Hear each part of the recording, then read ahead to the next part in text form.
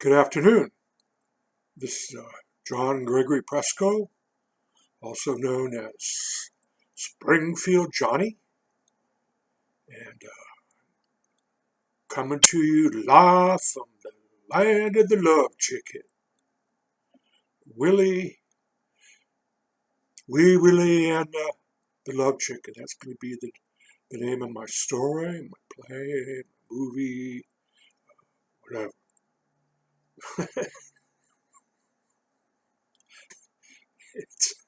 I'm having a good time. I'm enjoying myself. I'm not under contract. I don't have anybody to please. I don't need any money.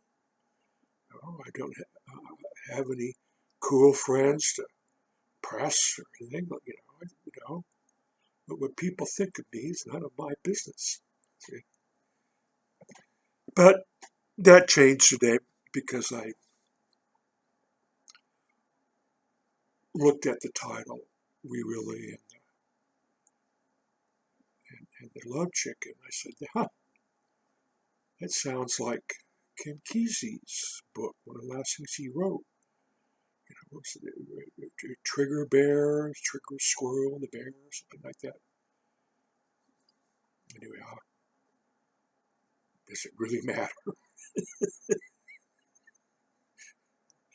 Well, well, Ken is dead. See, he's been dead for a long time, and everything he's done is being, sifted through 10,000 screens, to get to the pay dirt, the essence of Ken, And there's very little creative writing or anything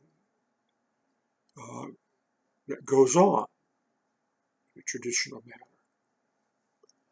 And I want to change that. Trigger and the Squirrel and the Bear was supposedly based upon an Ozark story that his grandmother told Ken. And my grandfather wrote little novels about the Ozarks where he was from. And so I'm going to give Ken a introduction, letter of introduction to some real authentic Ozark historians and writers and people, because I think this is an honest effort.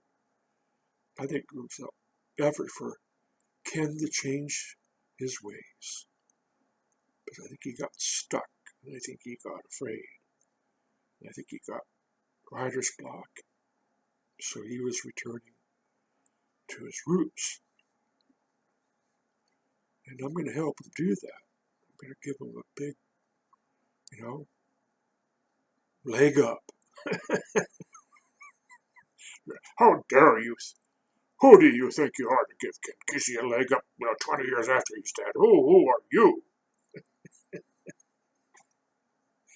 Well, now I'm an actor. In the last week, I discovered I'm an actor, and I love acting. I'm not acting now. Well, that's, up for conjecture, because I might have been an actor all my life. But now I'm really into it as an art form. The person that I've taken on, it's a combination of my great-grandfathers who were patriots in South Carolina, and they owned plantations and they owned slaves. And then it's a combination of a black man that I became in a campground above Eureka, Wee Willy. And in these tapes that I make, that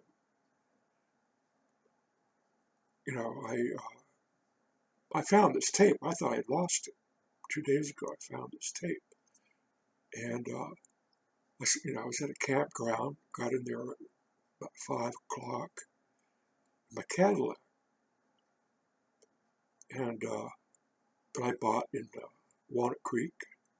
I was moving out of Oakland, heading back up to Eugene, where I got sober at Serenity Lane. And I'd gone back to Oakland, gone back up to Eugene, and gone back down. I was really torn because I missed the culture of Oakland. It was a real town with many races, especially black people who I'd bonded with. I had a black roommate, I had a black girlfriend named Venus. I was protected by a Oakland crack gang on Shattuck and Telegraph. I worked in the Upstairs Art Association. Michael Harvey and I became great friends. We rebelled. We took over this art scene in downtown Oakland, and I live in downtown Oakland with a loading zone. I think there are 8, 9 bedrooms in it, 13th Street. I lived there with Peter Shapiro, James Taylor, Keith Purvis, and Christine Wandell.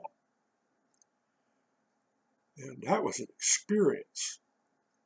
We had some very authentic blues guys stop by with their guitars to jam. I said, we hear you got good soul music coming from here. They come in and jam. I'd hear them.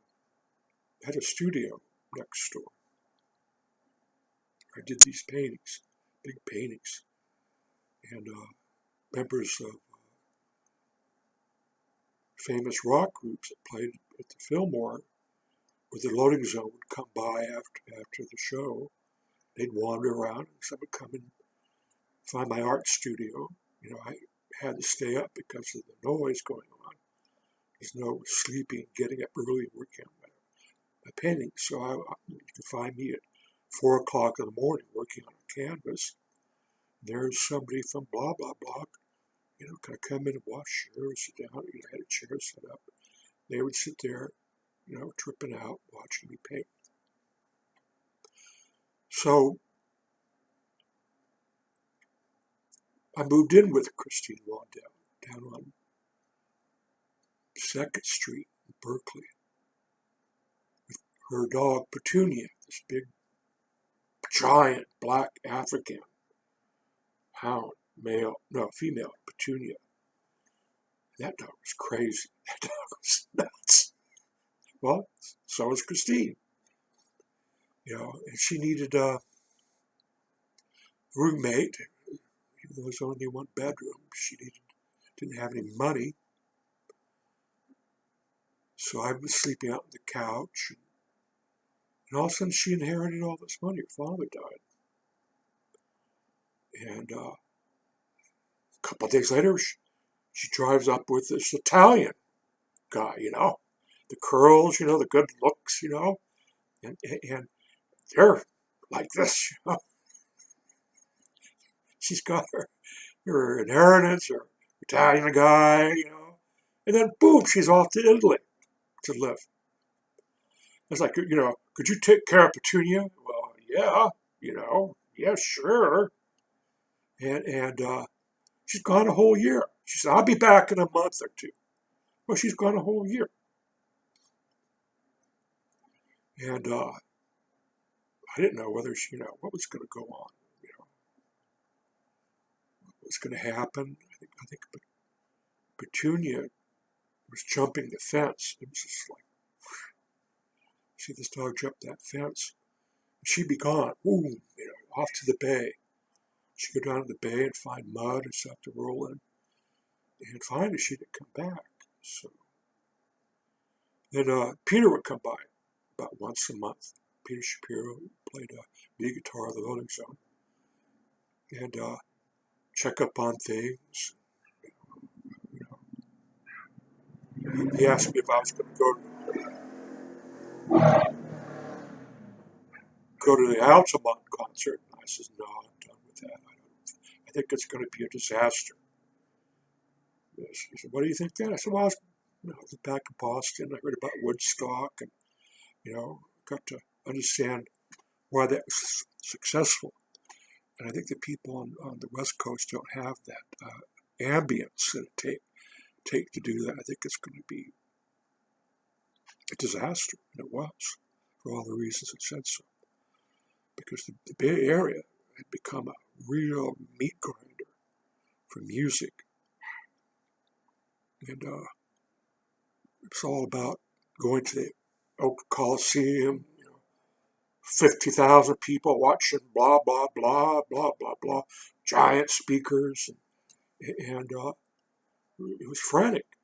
It was off to to see the big old concert, blah, blah, blah, and blah, blah, blah.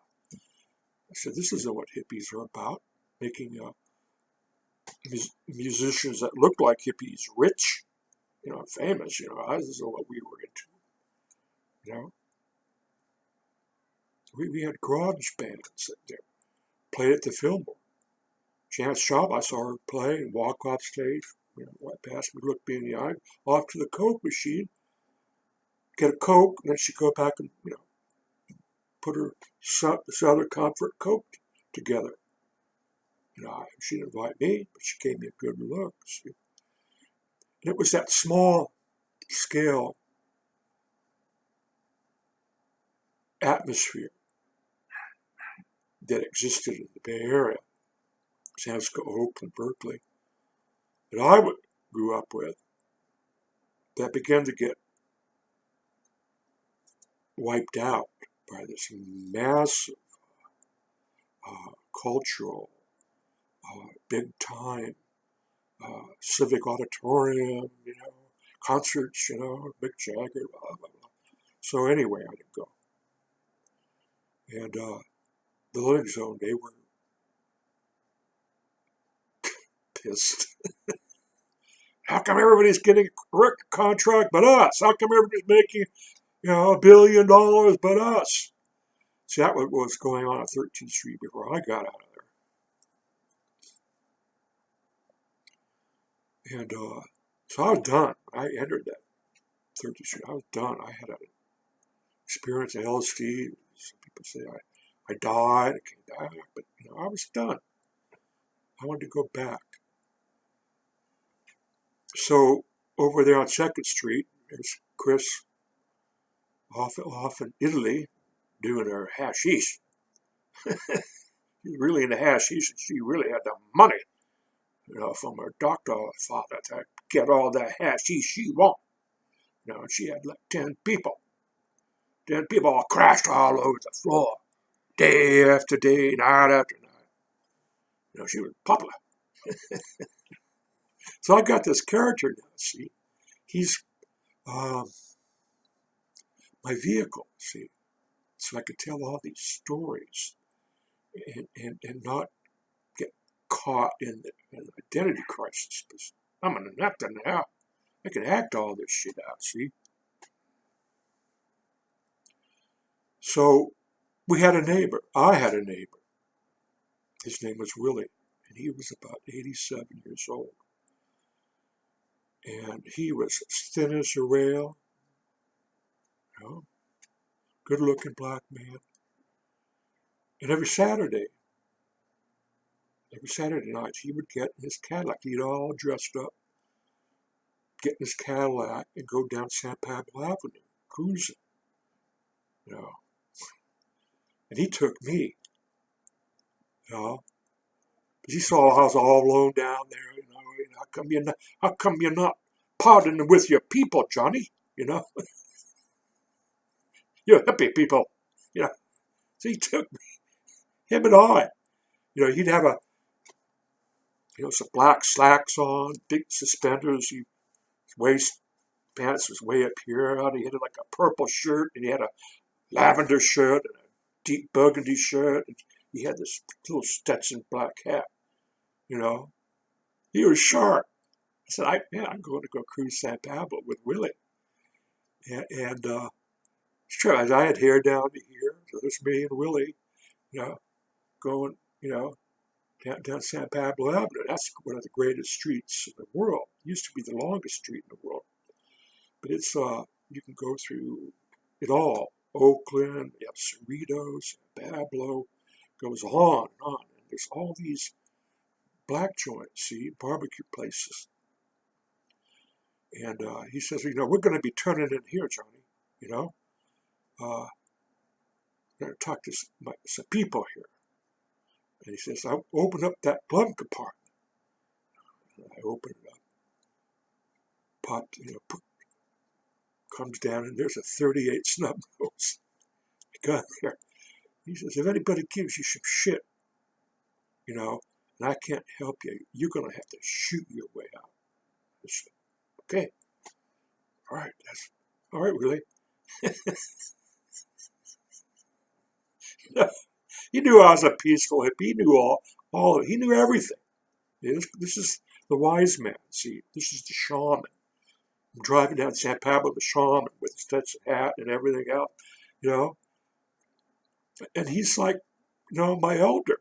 He's my chief. And he's showing me the weapon. This is the weapon. Of course he wants me to, if he gets into some trouble, he wants me to shoot his enemies. I'm going, sure, why not? I'm not a part of the peace movement. I dropped out of the whole hippie. I have to consider, what would I kill somebody for this old man, this old black man? I said, yeah, I will.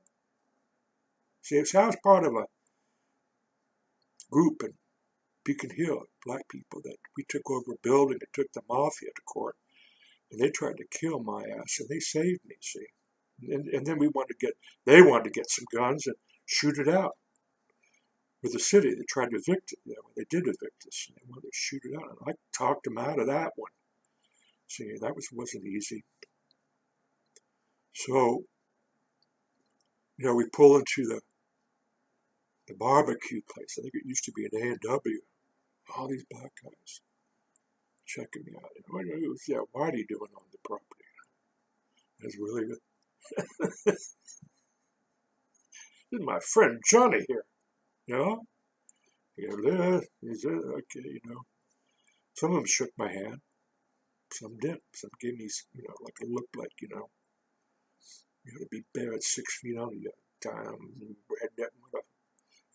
So that's what we did. We did this every Saturday night for, 3 months. That was my only social entertainment.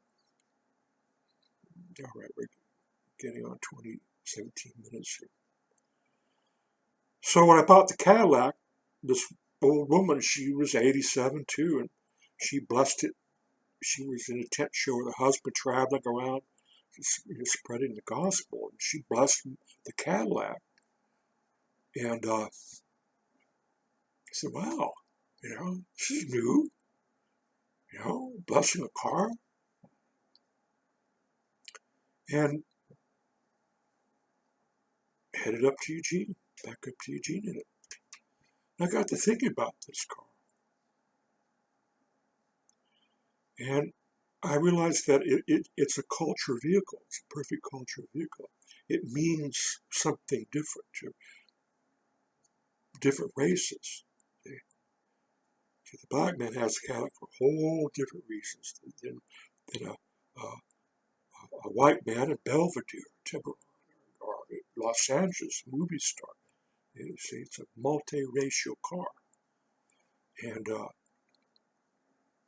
so I got into that. I was playing my Muddy Waters tape and stuff, and driving along. And I pulled this campground, and I made these tapes where, I'm in northern country, white man's country. I'm no longer in Oakland. And I'm suffering from culture shock. See, I've been up here in Eugene for a couple of years to get sober, and I really missed my black friends. I really missed that badness, that city badness. Okay? My father hung out in a mafia bar, Jake's Blue Book, on Broadway. And they were there. And you reach a point,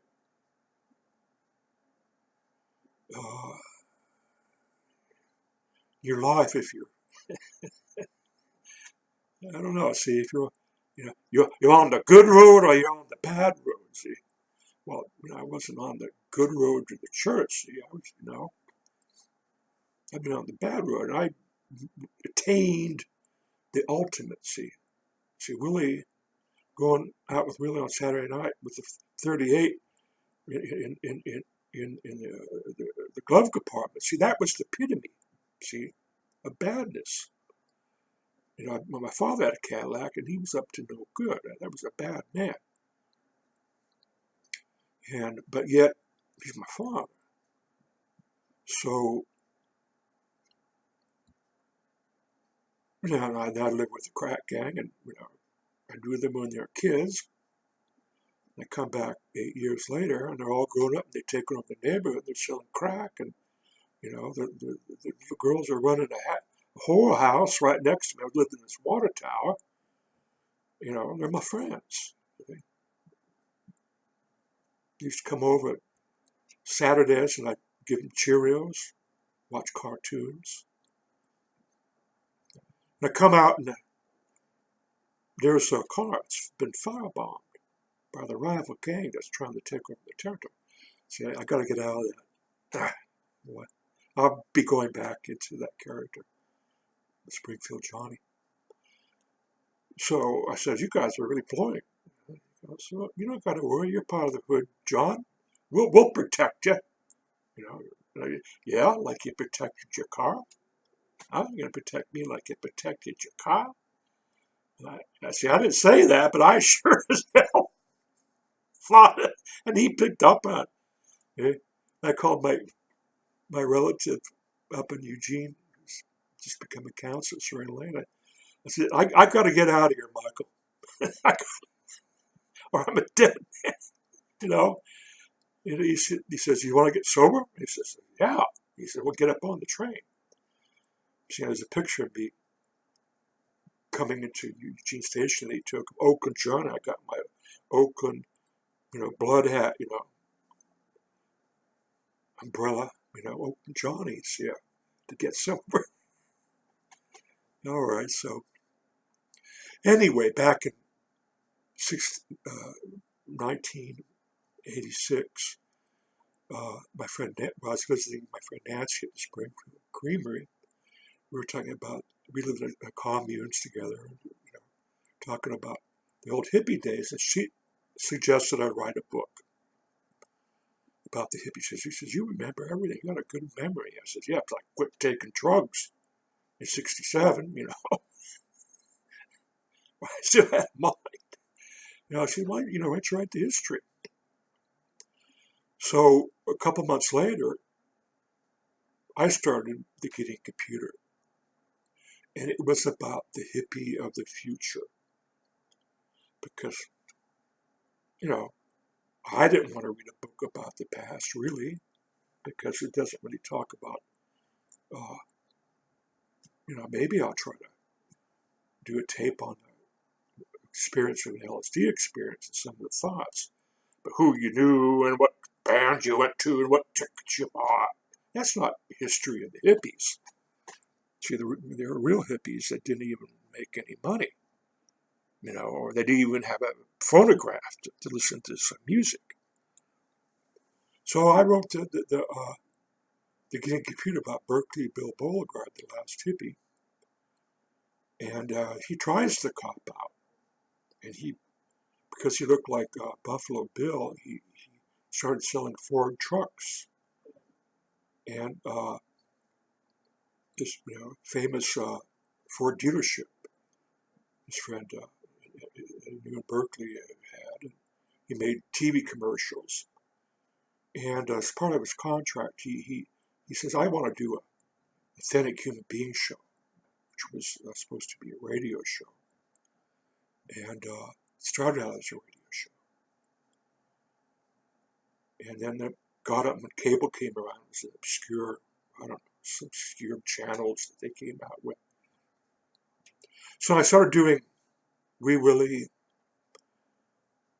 and Springfield Johnny. I realized the actor character was Berkeley Bill Beauregard doing the Authentic Human Being show. And that's what it was all about. See, us hippies, we were looking for the authentic human being. And that was the quest. So we took drugs, LSD. And we felt that America had lost the authentic identity. So I'm going to be helping Ken get into the Ozark Hall of Fame, because the connections with my grandfather's. You know, he needs that. See, even though he's dead, but his craft needs that. All right, this is Springfield Johnny. Over now.